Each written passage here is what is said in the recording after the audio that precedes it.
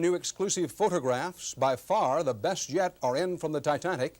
For most of this century, that huge passenger liner has been a dead ship, resting in an ocean grave that, until these past few days, no one had seen. Now, scientists have even seen the iceberg damage that doomed the Titanic. Terry Drinkwater begins our coverage with the new underwater photographs. Until this photograph, for 73 years, what happened when the Titanic hit bottom had been a mystery. Here, her bow, as it looks today.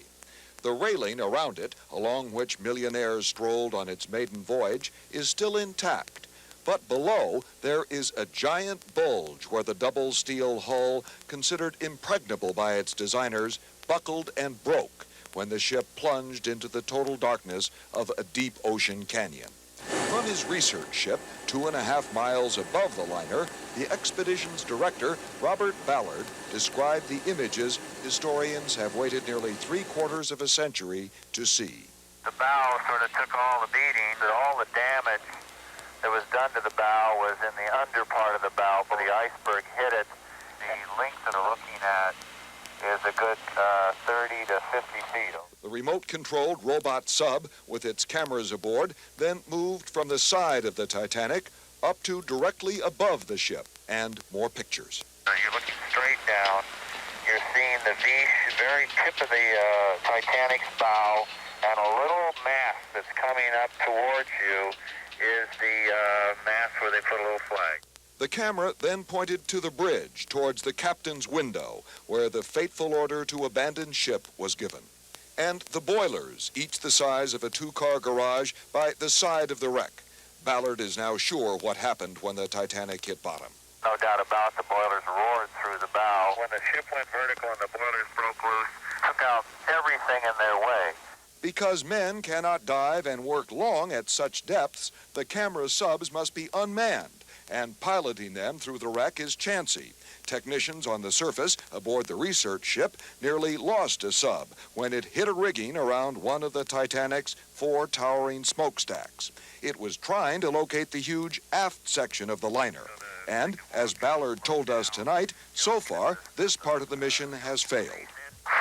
We're still searching for the stern. We can't find it. It does appear to be disconnected. The search for the rest of the Titanic can continue only until week's end, when the research ship leaves for home port, ahead of the North Atlantic winter storms. Terry Drinkwater, CBS News, St. John's, Newfoundland. The Titanic, grand, powerful, confident, and soon to be 2.5 miles under the sea. But it has floated in the world's imagination for 73 years. The Titanic was the first liner and the last liner anyone ever called unsinkable.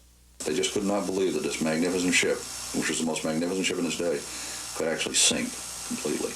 Everyone on board wasn't so sure. There were exceptions. You see, my mother refused to go to bed in that ship because she had this premonition, solely based on the fact that she said that to declare a vessel unsinkable was flying in the face of God. If the Titanic were around today, it would be doing package tours to the Caribbean. The world that went down that starry night featured a jet set that sailed the seas, gentlemen who dressed for dinner and offered women and children their places in the lifeboats. Imagine. In a way, it was a premonition of the First World War. It was a sign that an era was coming to an end. And it made people aware of the consequences of excessive confidence. The Titanic taught a civilization that it's a dangerous world we live in, that there are icebergs lurking in the night. It brought many fears to the surface. But what about the Titanic itself? With 1,500 souls down there, I would agree we should be left where she is. Look at it, dream about it, but don't touch. The Titanic was the ship that sailed blithely off into the night and was never seen again until this week. Bob Simon, CBS News, New York. American scientists who led the team that found the Titanic today released the cream of the crop of thousands of underwater photographs, among them haunting and poignant reminders of life on the great liner as it crossed the ice-cold Atlantic for the first and last time. Terry Drinkwater reports. The most detailed secrets yet of the doomed luxury liner were revealed in a series of photographs released today in Washington. Robert Ballard, who discovered the Titanic, said he almost lost his robot sub, the Argo, just after it took this picture of the front smokestack, which had collapsed. The sub was heading aft towards the second upright stack. It scared the dickens out of me when we bounced Argo off that stack. Stack didn't do a thing, a little paint came off. We do have some Titanic paint on Argo. The video camera later focused down onto the bridge from above. There's the bridge, right here. There's the awning. I'm really getting close. You can see the heaving action. This was very scary as the vehicle comes up and down with the roll of the ship. In the center here, windows of the luxury smoking salon ripped from the hull, and the crane arm, which held one of the Titanic's lifeboats. There were only a third of the number of lifeboats needed. Some men in life jackets jumped over these railings of the ship to survive only briefly in the freezing Atlantic.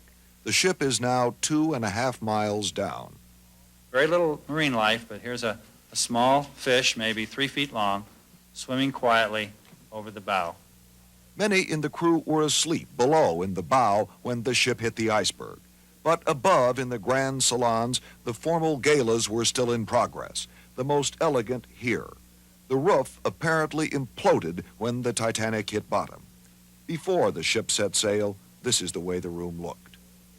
And now, scattered on the ocean floor amid chunks of the Titanic's coal, a silver tray from the private dining room used by the millionaires, the Astors and the Guggenheims and the rest. Nearby, bottles and bottles of wine, French Bordeaux and Spanish ports, where they have been for 73 years. These shoes were also on the Titanic that night. They belonged to Louise Pope, who was then 4 and on her way to America with her mother and father. Today, she looked at the photographs and remembered back. We were in bed already when we struck the iceberg. So, of course, she put the shoes on and wrapped me in a blanket, and up we went. We were the second last rowboat. There was one more after we got on. Ballard concluded today that many more could have been saved if another ship, the Californian, which was as close as 5 miles away, had come to the rescue. People needn't have died if they'd only responded to those distress flares. They should have responded, in my mind, gone over there and rescued those people. Ballard believes the lookout in the Titanic's crow's nest atop this now fallen mast could have seen the Californian on the horizon just before the Titanic and the 1,500 aboard went to the bottom. Terry Drinkwater, CBS News, Washington.